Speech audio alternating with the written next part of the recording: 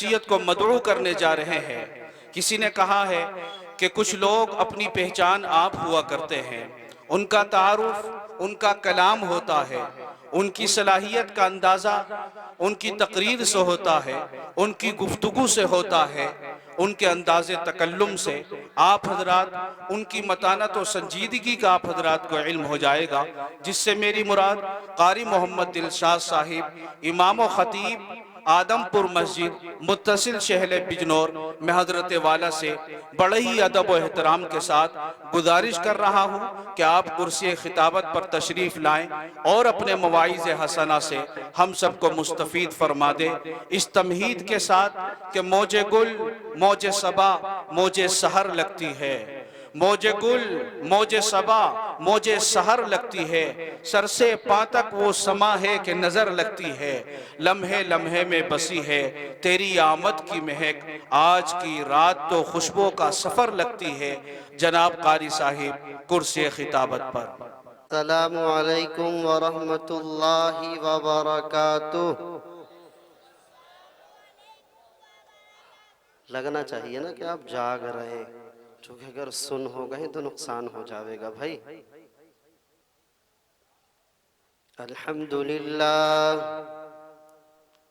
الحمدللہ نحمده ونستعینه ونستغفره ونؤمن به ونتوکل علیہ ونعوذ باللہ من شرور انفسنا ومن سیئات اعمالنا، من يهده الله فلا مضل له ومن يضلله فلا هادي له،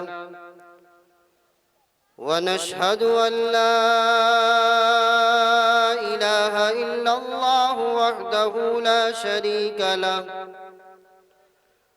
ونشهد أن سيدنا وسندنا وشفيعنا وحبيبنا ونبينا ومولانا محمدا عبده ورسوله صلى الله تعالى عليه وسلم، أما بعد فأعوذ بالله من الشيطان الرجيم، بسم الله الرحمن الرحيم، وما خلقت الجن والإنس إلا ليعبدون، صدق اللہ العظیم۔ سبھی حضرات ایک مرتبہ درود پاک پڑھ لیں۔ اللہم صلی علی محمد وعلی آل محمد کما صلیت علی ابراہیم وعلی آل ابراہیم انک حمید مجید، اللہم بارک علی محمد وعلی آل محمد کما بارکت علی ابراہیم وعلی آل ابراہیم انک حمید مجید۔ اے رب العلا، میرے دل کے پورے یہ ارمان کر دے، اے رب العلا میرے دل کے پورے یہ ارمان کر دے کہ جیسے مسلمات عہد نبی میں تو ہم سب کو ایسا مسلمان کر دے۔ بھائی آمین کہہ لیتے ہیں، ضرورت نہ ہے آپ لوگوں کو ایسا مسلمان بننے کی۔ بچا لے اہل ایمان کو الہی شرک و بدعت سے، بچا لے اہل ایمان کو الہی شرک و بدعت سے، سوارے زندگی اپنی یہ پھر قرآن و سنت سے، الہی رونق اسلام کا سامان پیدا کر، دلوں میں مومنوں کے الفت قرآن پیدا کر۔ صدر محترم و معزز علماء کرام، قابل قدر سامعین حضرات، اور پس پردہ بیٹھی ہوئی میری دینی ماؤں اور بہنوں، اللہ تبارک و تعالی کا لاکھ لاکھ شکر و احسان ہے کہ رب کائنات نے اپنا فضل فرمایا، احسان فرمایا، ہم سبوں کو اپنے دین کی نسبت پر جمع فرمایا، اپنے حبیب کی محبت میں جمع فرمایا، اپنی محبت میں جمع فرمایا، اپنے قرآن کی محبت میں جمع فرمایا، اس مدرسے کی محبت میں جمع فرمایا۔ میرا مولا ہم سب کے جمع ہونے کو قبول فرما لے۔ چونکہ اللہ رب العالمین اپنے جس بندے پر نظر رحمت ڈالتا ہے، محبت بھری نگاہ ڈالتا ہے، شفقت بھری نگاہ ڈالتا ہے، اسی کو ان دینی مجلسوں میں آنے کی توفیق عطا فرماتا ہے۔ ورنہ اس جلسے کا اعلان تو ہمارے علاوہ بہت سارے لوگوں نے سنا ہوگا، بہت سارے لوگوں تک پیغام گیا ہوگا، لیکن وہ یہاں نہ آ سکے۔ آپ حضرات کی حاضری اس بات کی ضمانت ہے، گواہی ہے کہ ہمارے رب کو ہم سے محبت ہے۔ اگر محبت نہ ہوتی تو ہمیں یہاں جمع نہ کرتا۔ یہ رب کا فضل ہے، احسان ہے کہ رب نے ہم سبوں کو یہاں پر جمع فرمایا۔ آؤ رب کائنات سے سوال کرتے چلیں، باری الہ یہ بات سمجھ میں آ گئی، تو ہم سے محبت کرتا ہے، تو نے محبت بھری نگاہ ڈال کر، شفقت بھری نگاہ ڈال کر جمع کر لیا، لیکن اے اس کائنات کے بنانے اور سجانے والے، اے ہم سب کے معبود برحق، اے ہم سب کے حاجت روا، اے ہم سب کے مشکل کشا، آخر یہ تو بتا کہ ہمیں کیا ملے گا؟ تو مسلمانوں، تمہارا اور میرا رب وہ اس کائنات کا بنانے اور سجانے والا، ہم سب کا معبود برحق، فرشتوں کو گواہ بنا کر کے کہتا ہے، او فرشتوں گواہ رہنا، میں نے اس مجلس میں بیٹھنے والوں کی مغفرت فرما دی۔ تو میرے بھائیوں بزرگوں، ہمارا یہاں پر جمع ہونا، ہمارا یہاں پر آنا، یہ بے مقصد یا بے فائدہ نہیں ہے، بلکہ مقصد کے تحت ہے۔ چونکہ جس کے دل کے اندر اللہ کی محبت آ جائے، اللہ کے حبیب کی محبت آ جائے، اللہ کے قرآن کی محبت آ جائے، اللہ اس کی دنیا بھی بنا دیتا ہے اور اللہ اس کی آخرت بھی سنوار دیتا ہے۔ میں نے اللہ رب العالمین کے مقدس کلام، بابرکت کلام، عظمت و بلندی بڑائی والے کلام کی ایک مختصر سی آیت تلاوت کی ہے، جس آیت مبارکہ کے اندر تمہارا اور میرا رب ہمیں کیا پیغام دے رہا ہے، غور اس بات پر کرنا ہے۔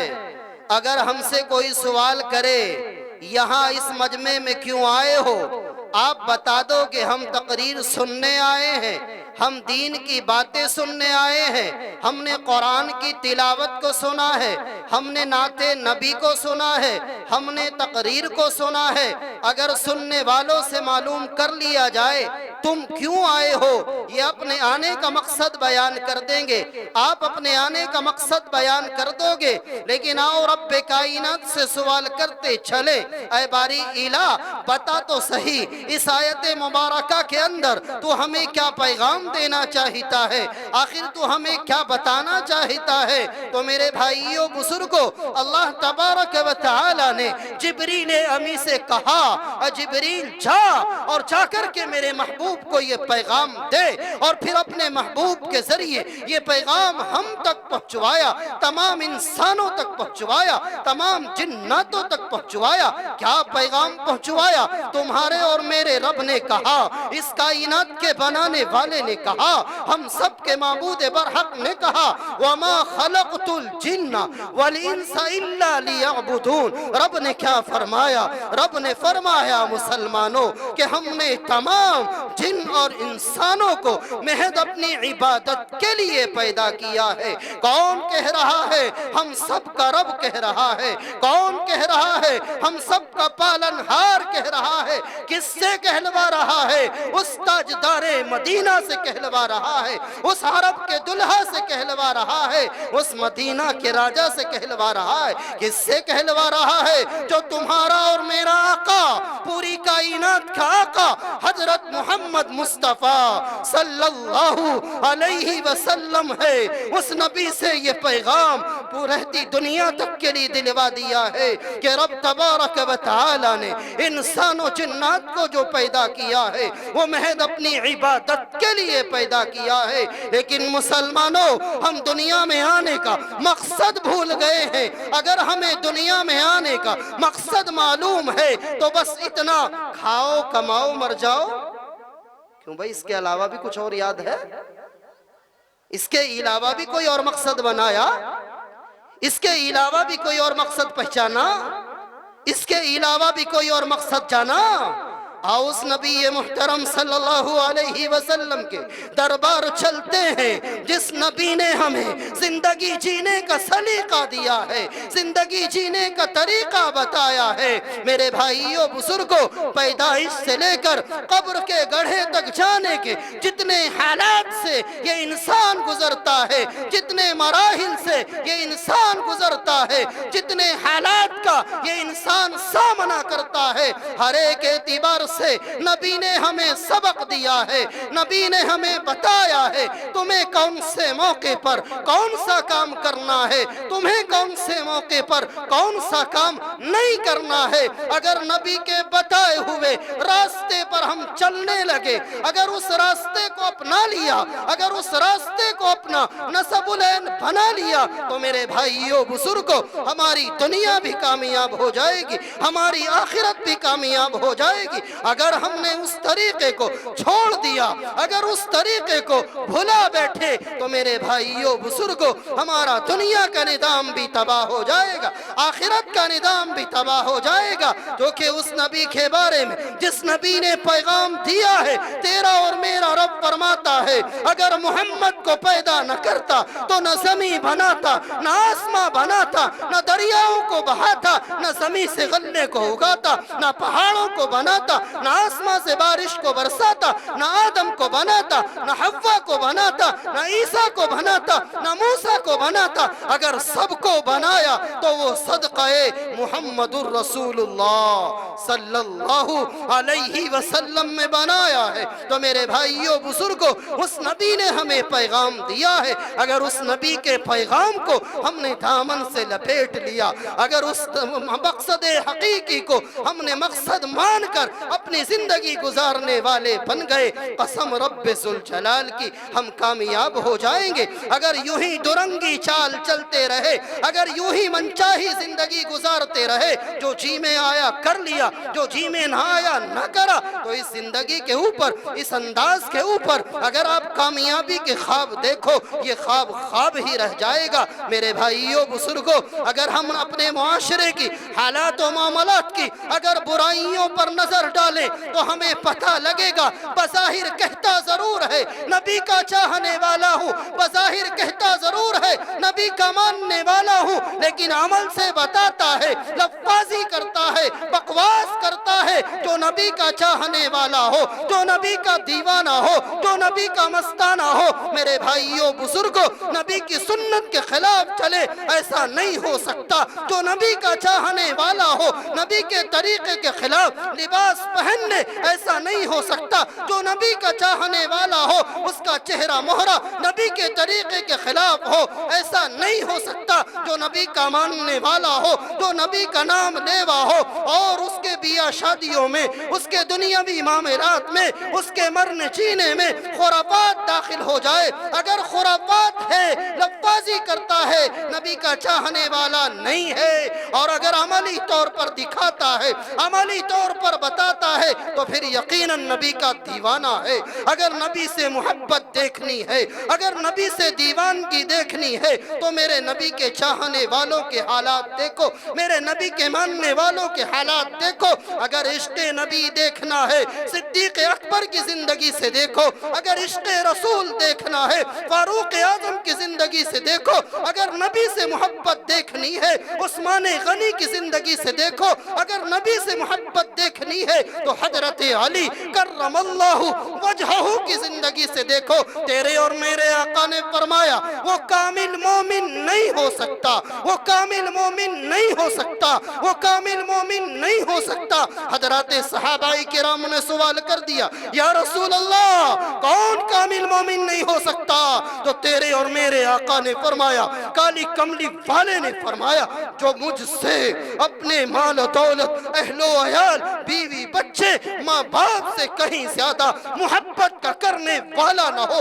ہمیں اگر محبت ہے تو مال سے، ہمیں اگر محبت ہے تو بیوی بچوں سے، ہمیں اگر محبت ہے تو اپنی اہل و عیال سے۔ جس درجے کی محبت ہم سے چاہی جا رہی ہے، اگر اس درجے کی محبت نہیں ہے تو تاجدار مدینہ حضرت محمد مصطفیٰ صلی اللہ علیہ وسلم سے نہیں ہے۔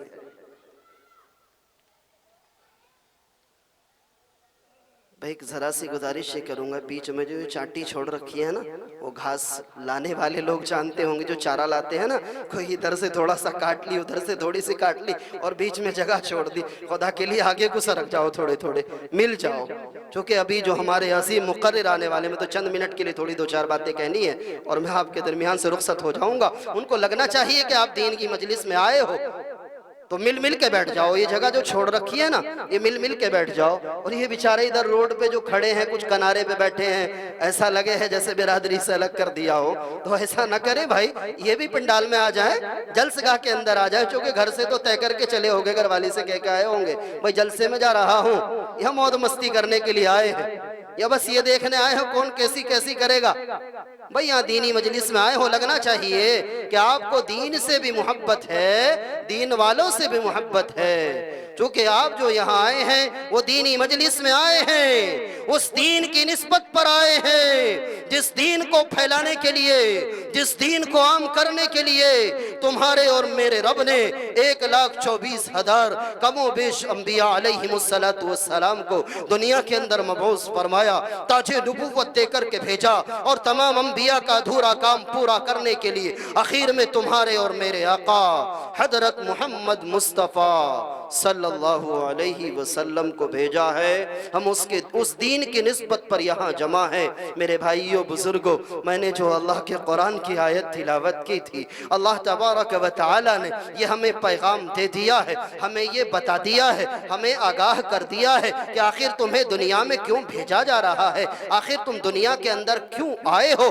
لیکن اور رب سے سوال کرتے چلے، اے باری الہ، اے اس کائنات کے بنانے اور سجانے والے، یہ بھی ہمیں پتہ لگ گیا کہ آخر تو نے ہمیں کیوں بھیجا، آخر دنیا کے اندر کیوں پیدا کیا، آخر ہمارا دنیا میں آنے کا کیا مقصد ہے۔ اے رب یہ بات سمجھ میں آ گئی، لیکن آخر یہ تو بتا، اگر ہم تیری عبادت کے کرنے والے بن جائیں، اگر تیرے سامنے سجدہ ریز ہونے والے بن جائیں، اگر تیرے سامنے اپنی پیشانی کو رگڑنے والے بن جائیں، اگر ہم تجھے اپنا معبود مان لے تو اے مولا بتا ہمیں کیا ملے گا۔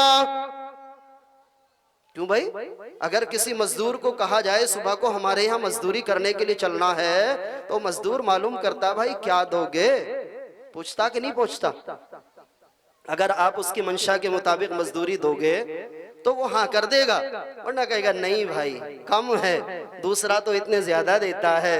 تو آخر ہم اپنے رب سے سوال کر رہے ہیں، ہم اپنے رب سے سوال کر رہے ہیں، باری الہ ہم اگر تیری عبادت کریں تو بتا کیا دے گا، بتا ہمیں کیا ملے گا۔ تو رب اگر عبادت کرا رہا ہے بغیر وجہ کے نہیں کرا رہا ہے، یوں ہی خواہ مخواہ نہیں کرا رہا ہے، اپنے حبیب کی زبان سے کہلوا دیا کہ اگر تم میری عبادت کے کرنے والے بن گئے، اگر تم میرے سامنے سجدہ ریز ہونے والے بن گئے، اگر تم نے مجھے اپنا معبود مان کر اپنی پیشانی کو میرے سامنے رگڑنے والے بن گئے، تو میرے بندو میں تمہارے رزق کی تنگی ہٹا دوں گا۔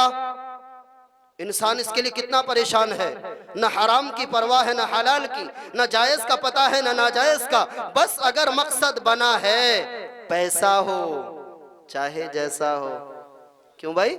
یہی مقصد ہے نا، پیسہ حاصل کرنے کے لیے چاہے کسی کی زمین دبانی پڑ جائے، چاہے کسی کے یہاں ڈاکہ ڈالنا پڑ جائے، چاہے کسی کی جیب کاٹنی پڑ جائے، چاہے کوئی اور نمبر 2 کا کام کرنا پڑ جائے، انسان نے اپنا مقصد بنا لیا پیسہ۔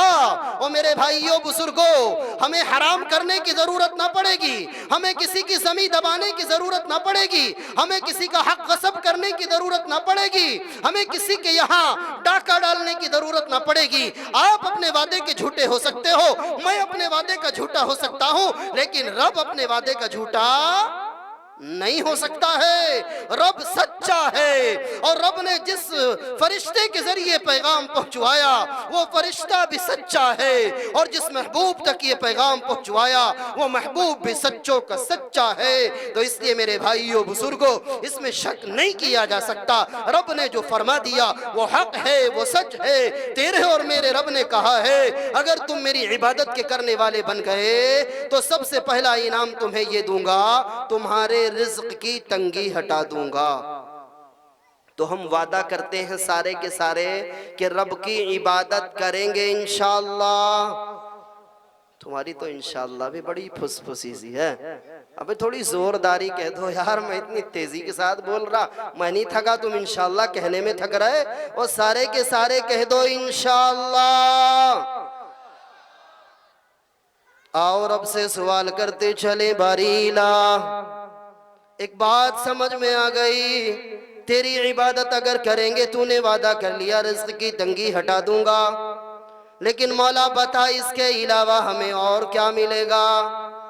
تو تیرے اور میرے رب نے فرمایا، اس کائنات کے بنانے اور سجانے والے نے فرمایا، او میرے بندو، اے میری بندیو، اگر میری عبادت کے کرنے والے بن گئے تو دوسرا انعام تمہیں یہ عطا کروں گا کہ میں تمہارا عذاب قبر بھی ہٹا دوں گا۔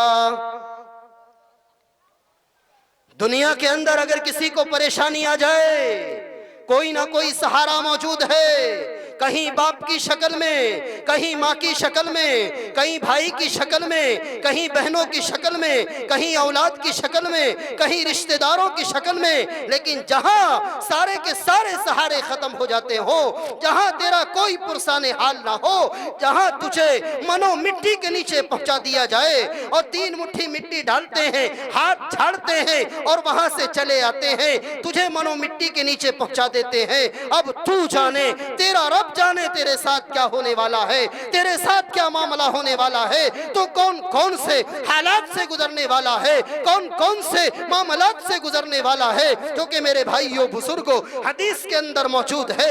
اگر رب چاہی زندگی گزار کے گئے ہیں تو اللہ ہماری قبر کو ہی جنت کا باغ بنا دے گا، اور اگر ہم نے من چاہی زندگی گزاری ہے، رب کے احکام کو توڑ کر کے زندگی گزاری ہے، نبی کے طریقے کو چھوڑ کر کے زندگی گزاری ہے، حرام کھاتے کھاتے زندگی گزاری ہے، زنا کرتے کرتے زندگی گزاری ہے، اور عیاشی و مکاری کے اندر پڑھ کر کے زندگی کو گزارا ہے، تو سارے کے سارے جانتے ہیں پھر ہمارے ساتھ کیا حال ہونے والا ہے۔ موت بھی اس شخص کی بہت ہی خطرناک طریقے سے آتی ہے، بڑی ذلت کے ساتھ آتی ہے، بڑی رسوائی کے ساتھ آتی ہے، بڑی پریشانی کے ساتھ آتی ہے۔ کس کی؟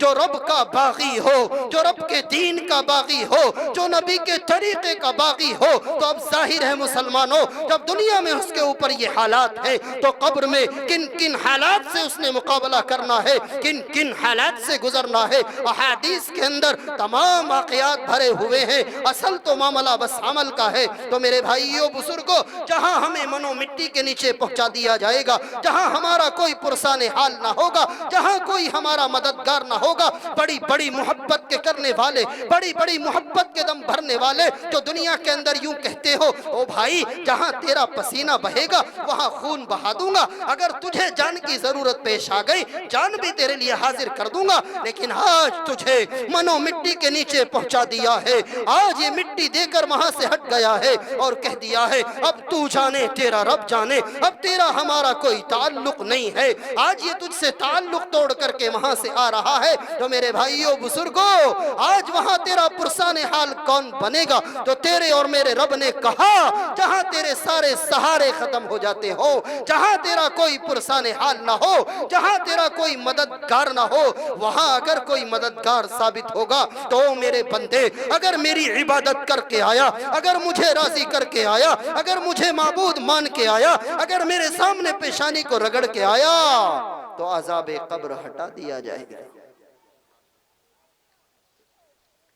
چونکہ اعمال اتنے اچھے نہ ہیں، کبھی آپ گمان کر بیٹھو حاجی جی ہوں نمازی جی ہوں کام چل جائے گا؟ اعمال کی بنیاد پہ اگر خواب دیکھ رہے ہو نا جنت کے تو خواب خواب ہی رہ جائے گا، اللہ اپنے فضل و کرم سے بخشے گا، اپنے فضل و کرم سے ہی جنت عطا کرے گا۔ اعمال کی بنیاد پر جنت ملے گی، مال کی بنیاد پر جنت نہیں ملے گی۔ جنت کسی کے ابا کی جاگیر نہیں ہے کہ ابا مرا تو زمین بیٹوں کے نام آٹومیٹکلی آ گئی۔ جنت حاصل کرنے کے لیے تو بہت کچھ کرنا پڑے گا۔ ہم ذرا اپنے اپنے حالات اٹھا کر کے دیکھ لیں، اپنے اپنے گریبانوں میں منہ ڈال کر کے دیکھ لیں ہمارا حال کیا ہے، ہم کیا کر رہے ہیں، ہمیں کیا کرنا چاہیے تھا۔ حضرت مفتی صاحب بڑی بڑی قیمتی نصیحتوں سے ہمیں نواز کر کے گئے ہیں۔ اصل تو معاملہ بس عمل کا ہے کہ اگر ہم عمل کے کرنے والے بن گئے تو انشاءاللہ بیڑا پار ہو جائے گا۔ حضرت والا نے مدارس اسلامیہ کے بارے میں مدرسے کی جو عظمت آپ لوگوں کو بتائی ہے اس کو ہم معمولی نہ سمجھے، اسے ہم معمولی نہ سمجھے، جو کہ یہ مدارس اسلامیہ دین کے قلعے ہیں۔ اگر یہ مدارس اسلامیہ نہ رہے تو ہمیں نماز جنازہ پڑھانے والے میسر نہ ہوں گے، اگر یہ مدارس اسلامیہ نہ رہے تو میرے بھائیوں بزرگوں ہمیں نمازوں کو پڑھانے والے نہ ملیں گے۔ میں تمہیں ان مدارس اسلامیہ کی عظمت بتاتا چلوں، میں خود جس بستی سے تعلق رکھتا ہوں، میں خود جس گاؤں کا رہنے والا ہوں، میرے گاؤں کے حالات یہ تھے کہ بہت سے میرے آباء و اجداد میں ایسے گزرے ہیں جو بغیر نماز جنازہ کے دفن کیے گئے ہیں۔ یہ کوئی فخریہ طور پر نہیں کہہ رہا ہوں، دل کا دکھڑا سنا رہا ہوں، مدرسوں کی عظمت بتا رہا ہوں کہ مجھے جب میرے بڑوں نے بتایا کہ ہمارے بہت سارے آباء و اجداد بغیر نماز جنازہ کے رکھے گئے، چونکہ بجنور سے پہلے یا منڈاور سے پہلے کوئی امام نہ ملتا تھا جس سے نماز جنازہ پڑھوائی جائے۔ ہم نے خود اپنے بچپن میں دیکھا کہ ہمارے یہاں اگر کسی کا انتقال ہوا تو شہزاد پور ایک کو بھیجا جاتا تھا، سائیکل لے کر کے چلا جا، امام صاحب ظہر کی نماز پڑھاویں گے، سائیکل پہ بٹھا کر کے لے آنا، وہ نماز جنازہ پڑھا دیں گے۔ ان سے نماز جنازہ پڑھواتے اور پھر ان کو واپس وہیں چھوڑ کر کے آتے۔ اب میرے بھائیوں بزرگوں، پھر ہمارے قریب میں بیگا والا کے اندر اللہ بخشے صوفی اختر صاحب نور اللہ مرقدہ کو کہ انہوں نے ایک مدرسہ قائم کیا۔ الحمدللہ اس مدرسے کا فیض ہمارے اس کھدرے کے علاقے کے اندر کہ اللہ کا شکر ہے کہ میں خود اپنی بستی کے اندر اللہ نے ایک حافظ قرآن بنایا۔ میرے علاوہ اور میرے دو چچا زاد بھائی تھے جو وہ بھی حافظ قرآن ہوئے، ایک بیچارہ انتقال کر گیا، ایک دنیاوی کام میں لگ گیا۔ اگر یہ مدرسے نہ رہے تو نماز جنازہ پڑھانے والا بھی نہ ملے گا۔ ان مدرسوں کی قدر کرنے کی ضرورت ہے، ان مدرسوں نے ہمیں بہت کچھ دیا ہے۔ اگر نماز پڑھانے والے دیے تو ان مدرسوں نے، جنازہ پڑھانے والے اگر دیے ان مدرسوں نے، اگر نکاح پڑھانے والے دیے ان مدرسوں نے، اور میرے بھائیوں بزرگوں اور تو اور اگر تمہارے بچوں کے کان میں اذان دینے والے دیے تو ان مدرسوں نے، اور تو اور اگر تمہیں نکاح پڑھانے والے دیے تو ان مدرسوں نے۔ آپ لوگ کہتے ہو ملا بنا کر کے کیا لوگے، بغیر ملاؤں کے کام بھی نہیں چلنے والا۔ چل جائے گا بھائی؟ ہے امید؟ نا ہر موقع ضرورت پڑے گی. اگر کسی ماں کے آخری لمحات ہوں، کسی کے ابا کے آخری لمحات ہوں، دوڑا مسجد یا مدرسے میں جائے گا، مفتی صاحب ہمارے گھر چلو، امام صاحب ذرا ہمارے گھر چلو، میری ماں کے آخری لمحات ہیں، ذرا سورہ یاسین پڑھ کر کے سنا دو، ذرا اللہ کا قرآن پڑھ کر کے میری ماں کو سنا دو. اور تو مدرسے میں یا مسجد میں چل کر کے گیا ہے، اگر تو خود قرآن پڑھنا جانتا، اگر تیرا خود لگاؤ قرآن سے ہوتا تو تو وہاں ماں کے سرہانے بیٹھ کر قرآن کی تلاوت کر رہا ہوتا. ارے تو امام صاحب کو بلانے گیا ہے، نہ معلوم جب تک وہ واپس آئیں تیری ماں زندہ رہے گی یا روح پرواز کر جائے گی. میں نے اس تھوڑی سی زندگی میں ایسے حالات دیکھے ہیں. ایک جگہ میں امامت کر رہا تھا، نام لینا مناسب نہیں چونکہ وہ لوگ سنیں گے کہ ہماری بستی کو بدنام کر رہے تھے. بہرحال بتانا مقصد صرف یہ ہے کہ میں نماز جنازہ پڑھانے کے لیے کھڑا ہوا ایک بچی کی، تو سائیڈ میں اس کا ابا کھڑا تھا. میں نے اس سے کہا ارے بھائی تھوڑے قریب ہو جاؤ، صف میں آ کر کے کھڑے ہو جاؤ. کہا جی ہاں آ رہا ہوں. میں نے سمجھا شاید کسی کا انتظار ہے اس کو. میں دوسری جانب دیکھنے لگا، پھر میں نے دائیں جانب دیکھا تو ابھی بھی نہیں آیا. میں نے اس سے کہا بھائی میں نے آپ سے کہا تھا صف میں آ کر کے کھڑے ہو جاؤ، کسی کا انتظار ہے، آپ صف میں کیوں نہیں آتے؟ نماز جنازہ کی اجازت تو ہم نماز جنازہ پڑھائیں. تو اس بیچارے کا حال یہ تھے، ابا جی کا، کسی اور کا نہیں، رشتہ دار کا نہیں، ابا کا حال یہ تھا کہ آپ نماز جنازہ پڑھاؤ، میں پاک نہیں ہوں. ابا کا حال ہے بیٹی کے جنازے میں شریک نہیں ہو سکا. ایک اور دوسری بستی جہاں کچھ دن پہلے امامت کر کے آیا، بیٹے کی لاش ممبئی سے آئی، ابا کو گھر سے بلایا اجازت کے لیے، ابا جی گھر پہ ہیں ابھی. کیا ہوا؟ چکر آ رہے تھے. اس قدر چکر آ رہے تھے کہ سارے چکر ہی اکٹھے کر لیے ہوتے. نماز جنازہ کی اجازت تو بیچارے نے سائیڈ میں کھڑے ہو کر کے دے دی، لیکن جنازہ پڑھنے کی توفیق نہ مل سکی. اگر اپنے بچوں کو اللہ کے قرآن کی تعلیم سکھا لو گے، نبی کی حدیثوں کی تعلیم دلا لو گے، تو یہ تمہاری نماز جنازہ پڑھانے کے بھی کام آئیں گے، یہ تمہارے سرہانے بیٹھ کر قرآن پڑھنے کے بھی کام آئیں گے، تمہیں قبر میں اتارنے کے بھی کام آئیں گے، اس کے بعد تمہارے لیے ایصال ثواب کرنے کے بھی کام آئیں گے. تو اس لیے میرے بھائیوں بزرگوں، انہیں سب کچھ بنانے سے پہلے مسلمان بناؤ. ہم نہیں کہتے انجینئر نہ بناؤ، ہم نہیں کہتے پروفیسر نہ بناؤ، ہم نہیں کہتے ڈاکٹر ماسٹر نہ بناؤ. ڈاکٹر بھی بناؤ، ماسٹر بھی بناؤ، جج بھی بناؤ، وکیل بھی بناؤ، کچھ اور بھی بناؤ، لیکن سب کچھ بنانے سے پہلے اس کو مسلمان بناؤ. اللہ کے قرآن کی تعلیم دلاؤ، حرام و حلال کی تمیز سکھاؤ، جائز و ناجائز کی تمیز سکھاؤ، تب اس کی زندگی کامیاب ہوگی، تب یہ تمہارے لیے بھی ذخیرہ آخرت بنے گا. تو میں بتا رہا تھا کہ ان مدارس اسلامیہ نے ہمیں بہت کچھ دیا ہے. اگر یہ مدارس اسلامیہ بھی ہم سے کچھ مانگ لیں تو ہم دے دیں گے انشاءاللہ. ہاتھ اٹھا کے بتاؤ میرے ایسے جیسے میں نے ہاتھ اٹھا رکھے. اگر نہیں اٹھا رہے تو مجھے کھوٹ نظر آئے گا کہ نہیں بھائی کھوٹ ہے. اگر مدرسہ بھی ہم سے کچھ سوال کر لے تو ہم پورا کر دیں گے انشاءاللہ.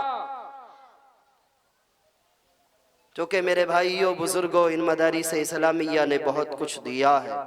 مدرسہ بھی ہم سے اگر کچھ لے لے تو ہمیں مدرسے کے لیے ضرور بالضرور دینا چاہیے، ہمیں مدرسے کے کام ضرور بالضرور آنا چاہیے. چونکہ لاک ڈاؤن کے زمانے سے لے کر آج تک اگر آپ سروے کر کے دیکھیں، اگر آپ حالات اٹھا کر کے دیکھیں، اگر سب سے بڑا نقصان کسی کا ہوا ہے تو وہ مدارس اسلامیہ کا ہوا ہے.